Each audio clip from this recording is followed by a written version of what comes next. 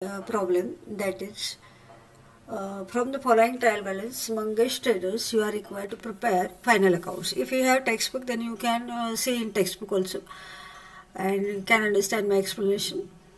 Now here trial balance is given, and after the trial balance that adjustments are given. It is illustration number 2 from textbook. So here you can see illustration number 2 in textbook if you are not able to see this font properly. So there are some limitations for that online examination, online that lecture. So here I am trying here to give maximum convenience to you, but because of some limitations, technical limitations, we cannot increase the font, and we cannot here bring this two accounts and that balance sheet together in that big picture or in that big form or big shape. So here whatever here it is possible that I had done, you just look into your textbook, so it is better to understand properly. So your trial balance is given. At first we will do the posting of the accounts, and then we will just prepare the adjustments and calculations, and then we can calculate that GP and NP, and then you just see here it is transfer to balance sheet and balance sheet will be tallied. तर आता इथं opening stock बघा, अगोदर आपण काय करायचं आहे, posting करायचं आहे. ओपनिंग स्टॉक इथे येतो. मी तुम्हाला कालच सांगितलं की ओपनिंग स्टॉक आणि परचेसेस अँड सेल्स हे लिहूनच ठेवायचं, हे जनरली असतं. आणि रिटर्न्स कुठे दिसत आहेत का बघायचं. आता इथे बघा रिटर्न्स दिसत आहेत. रिटर्न्स दिसत आहेत ट्रायल बॅलन्समध्ये. मी त्या फिगर इनर कॉलमला घ्यायचे आहेत, कारण ते रिटर्न्स आपल्याला डिडक्ट करायचे आहेत. आता ओपनिंग स्टॉक कुठे येतो, ट्रेडिंगच्या डेबिटला टू ओपनिंग स्टॉक 32,750. त्याच्यानंतर परचेसेस आहेत ट्रेडिंगच्या डेबिटला 55,000 इनर कॉलमला घेतले, कारण त्याचा रिटर्नचा बॅलन्स हा क्रेडिट साईडला असतो. अगोदर आपण डेबिट बॅलन्सेस इथं पोस्ट करू, मग क्रेडिट. असं काही नियम नाही आहे, पण सोपं जातं म्हणून मी सांगितलं. आता परत सेल्स रिटर्न बघा. इथं बाय सेल्स आपण लिहिले. ही फिगर येईल केव्हा, जेव्हा आपण क्रेडिट बॅलन्सेस ट्रान्सफर करू तेव्हा. आज सेल्स रिटर्नचा बॅलन्स डेबिट असतो, त्यामुळे इथं तुम्ही लेस सेल्स रिटर्न 4,480 इथे लिहायचं आहे. त्याच्यानंतर आहे रॉयल्टीज. हा रॉयल्टीज आहे ट्रेडिंग एक्सपेन्स, तर ट्रेडिंग अकाउंटला येईल, किंवा हा प्रोडक्शन एक्सपेन्स आहे, त्यामुळे टू रॉयल्टीज इथं 4,000. त्याच्यानंतर आहे वेजेस अँड सॅलरीज. मी तुम्हाला सांगितलं की जेव्हा वेजेस हा शब्द, वेजेस अँड सॅलरीज हे दोन्ही अकाउंट असतील, तेव्हा जो पहिला शब्द असतो त्या पहिल्या शब्दाप्रमाणे तुम्ही पोस्टिंग करायचं आहे. वेजेस जर पहिला शब्द असेल तर तो ट्रेडिंगच्या डेबिटला जाईल. सॅलरीज जर पहिला शब्द असेल तर तो प्रॉफिट अँड लॉस अकाउंटच्या डेबिटला जाईल. म्हणून आता इथं वेजेस हा शब्द पहिल्यांदा आहे, म्हणून आपण इथं two wages and salaries 8,000 inner कॉलमला घ्यायचे. त्याची ऍडजस्टमेंट आहे. मी तुम्हाला काल सांगितल्याप्रमाणे तुम्ही ऍडजस्टमेंटला इथं मार्किंग करून घ्यायचं आहे. बघा कुठले कुठले ऍडजस्टमेंट आहेत. सॅलरीज आहे, वेजेस आहे, त्याच्यानंतर प्रीपेड वेजेस आहेत, सॅलरीज आहेत, ऑफिस सॅलरी वेगळे आहेत आणि वेजेस सॅलरी वेगळे आहेत. त्याच्यात डेप्रिसिएशन आहे. ऑफिस इक्विपमेंटला मार्किंग करायचं, मोटर व्हॅनला मार्किंग करायचं, प्लॅन्ट अँड मशीन. मार्किंगमध्ये तुम्ही अंडरलाईन करा किंवा टिक मार्क करा. ज्या वेळेला ऍडजस्टमेंट करायचं टिक मार्क किंवा अंडरलाईन करायचं. आणि अशा पद्धतीने ते इनर कॉलमला घ्यायचे. आता इथं वेजेस अँड सॅलरी 8,000 आहे, त्याला ऍडजस्टमेंट आहे म्हणून इथे इनर कॉलमला घेतले 8,000. त्याच्यानंतर आहे ऑफिस सॅलरीज. ऑफिस सॅलरीज खाली येतात. ऑफिस एक्सपेन्स तो पण इनरला घेतला, कारण त्याला ऍडजस्टमेंट आहे, त्याच्या 11,000. त्याच्यानंतर आहे bills receivable. Balance sheet asset साईडला येतं, ते इथं आहे बघा बिल्स रिसिवेबल.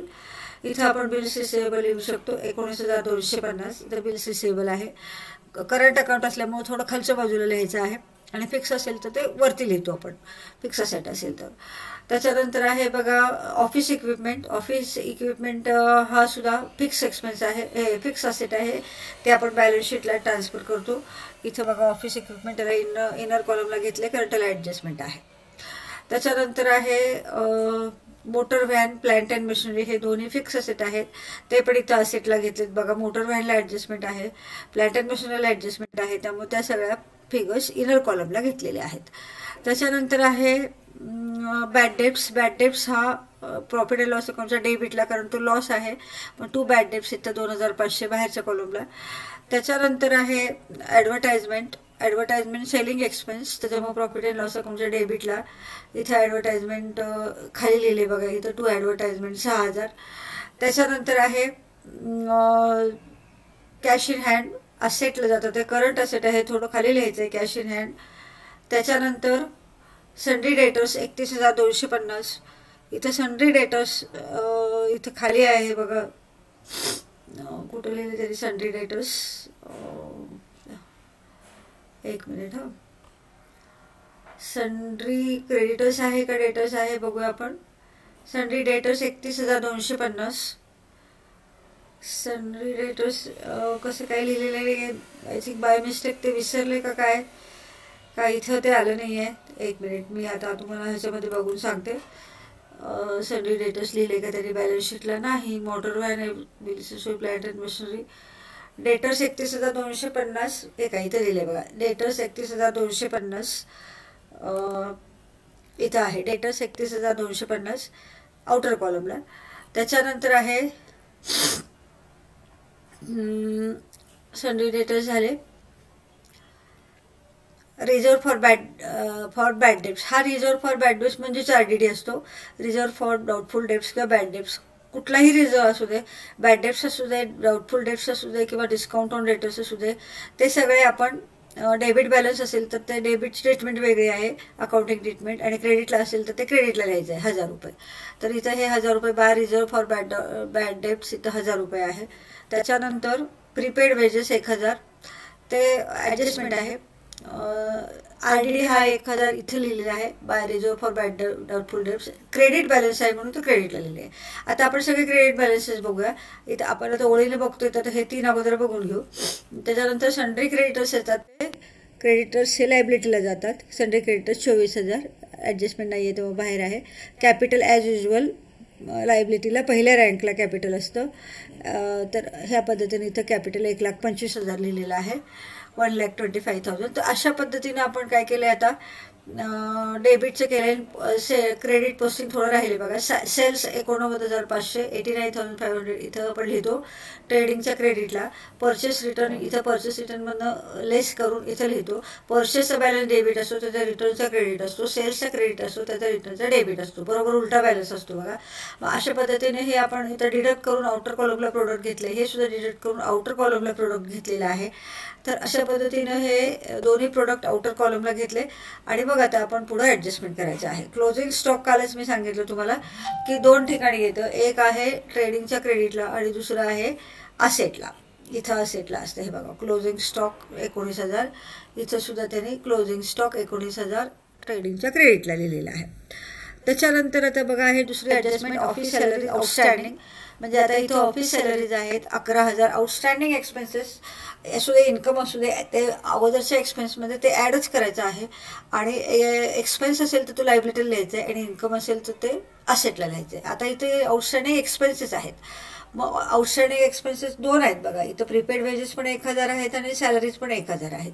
मग वेजेसमध्ये पण 1,000 नाही, प्रीपेड आहेत ते वेजेस आहे. सॅलरीचं बघू अगोदर. ऑफिस सॅलरीज आउटस्टँडिंग 1,000 आहे, त्या ह्याच्यामध्ये ते ॲड करायचे, बाहेर घ्यायचे 12,000. आणि प्रीपेड असतं ते आपण लेस करतो. मी तुम्हाला ॲडजस्टमेंट शिकवलं, त्या ॲडजस्टमेंट पुन्हा तुम्ही वाचा, मग तुम्हाला ते पाठ होईल आणि मी इथं समजेल. रोज एकदा व्हिडिओ बघायच्या अगोदर मी ॲडजस्टमेंटचं एक्सप्लेनेशन केलं होतं, त्या ॲडजस्टमेंटच्या एक्सप्लेनेशनचा व्हिडिओ अगोदर ऐकायचा आणि मगच एक्झाम्पल बघायचं.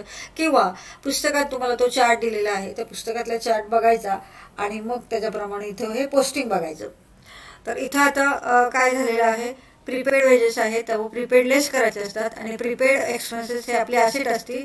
प्रीपेड जातात असेटला, आउटस्टँडिंग जातं लायबिलिटीला. आता इथे बघा, आउटस्टँडिंग सॅलरीज लायबिलिटीला घेतले आणि प्रीपेड वेजेस हे असेटला घेतलेलं आहे 1,000 रुपये. तर अशा पद्धतीनं आपण हे 1,000 दोन्हीचे 1,000 रुपये एक असेटला टाकले, एक लायबिलिटीला टाकले. आउटस्टँडिंग आहे ते लायबिलिटीला आहे, असेट आहे ती प्रीपेड आहे ते असेटला आहे.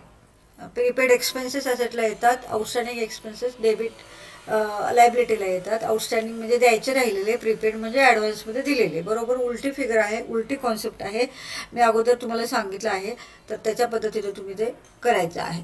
त्याच्यानंतर डेप्रिसिएशन काय करायचं आहे, काल मी शिकवले डेप्रिसिएशन आहे त्या असेटमधून ते लेस करायचे तेवढे पर्सेंटेज काढून, आणि ते लॉस आहे किंवा एक्सपेन्स आहे तो, म्हणून आपण तो लॉस नाही आहे, तो एक्सपेन्स आहे म्हणून आपण तो प्रॉफिट अँड लॉस अकाउंटच्या डेबिट साईडला टाकायचा आहे. आता बघा कशावर डेप्रिसिएशन आहे.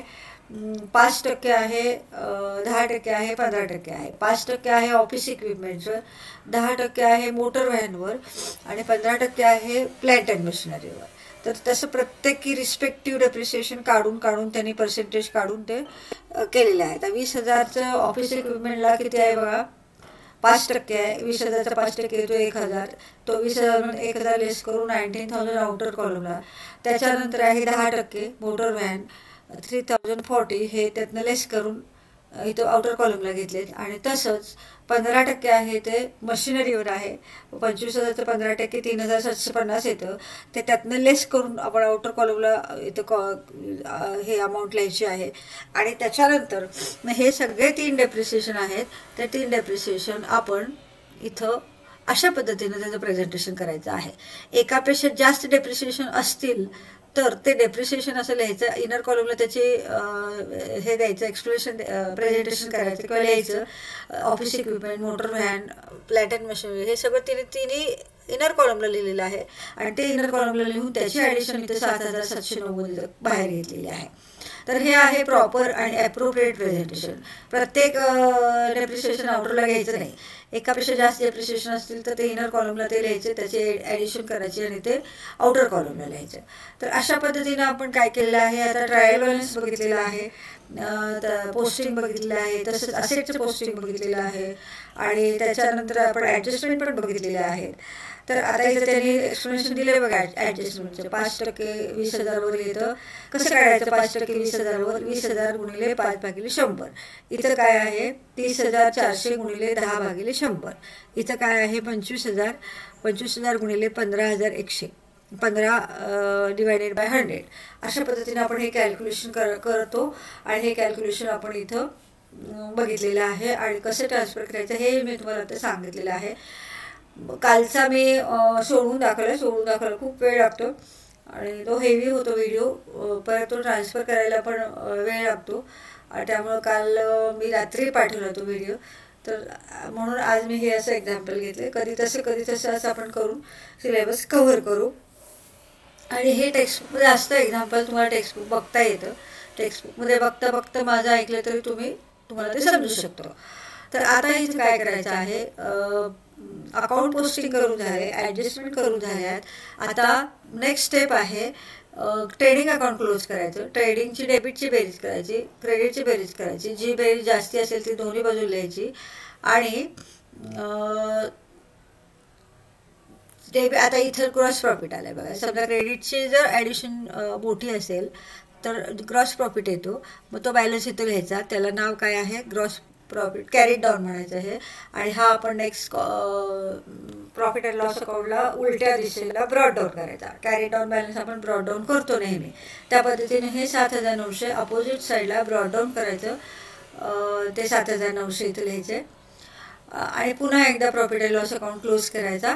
Profit and loss account close करताना डेबिटची ॲडिशन करायची, क्रेडिटची ॲडिशन करायची. जी ॲडिशन मोठी आहे ती दोन्ही बाजूला लिहायची, आणि जिथं डिफरन्स निघतो तिथं ते करायचे. आता या प्रॉब्लेममध्ये सुद्धा कालच्याप्रमाणे डेबिट साईड हेवी आहे, त्याच्यामुळं डेबिट साईडच्या ॲडिशनमधनं क्रेडिट साईडची ॲडिशन लेस केल्यानंतर इथं नेट लॉस निघालेला आहे. म्हणजे डेबिट साईड जर मोठी असेल तर बाय नेट लॉस येतं, आणि क्रेडिट साईड जर मोठी असेल तर टू नेट प्रॉफिट येतं. तर अशा पद्धतीनं हे नेट लॉस हा इथं आलेला आहे 19,390. हा नेट लॉस तुम्ही पुढं ट्रान्सफर करायचा आहे, कुठं कॅपिटलला लेस करायचा आहे. मग कालच्या प्रॉब्लेममध्ये ड्रॉइंग होतं त्यामुळे आपण दोरी लेस केले. आता इथं फक्त एकच लेस करायचं कारण हा नेट लॉस आहे. तर अशा पद्धतीने 1,25,000 मधनं 19,390 लेस केल्यानंतर 1,05,610 आउटर कॉलमला आले. तर त्याच्यानंतर मग आपण लायबिलिटीची पण ॲडिशन करायची, आणि असेटची पण ॲडिशन करायची. आणि हे दोन्ही ॲडिशन जर इक्वल आले तर हा बॅलन्स शीट टॅली झाला असं म्हणतात त्याला. जर झालेलं असेल तुमचं इक्वल तर तुम्ही ते एक्झाम्पल बरोबर सोडवले. अदरवाईज ह्याच्यामध्ये काहीतरी मिस्टेक झाली असं आपण समजायचं आहे आणि ती मिस्टेक कुठं झाली हे परत एकदा पोस्टिंग चेक करायचं, ॲडजस्टमेंट चेक करायचे, कॅल्क्युलेशन चेक करायचे आणि मग ती मिस्टेक फाइंड आउट करायची आणि ते फाइंड आउट करून मग ते परत करेक्शन करायचं आहे. तर अशा पद्धतीने आज आपण दुसरा प्रॉब्लेम इथे बघितलेला आहे. So today we stop here. Thank you very much.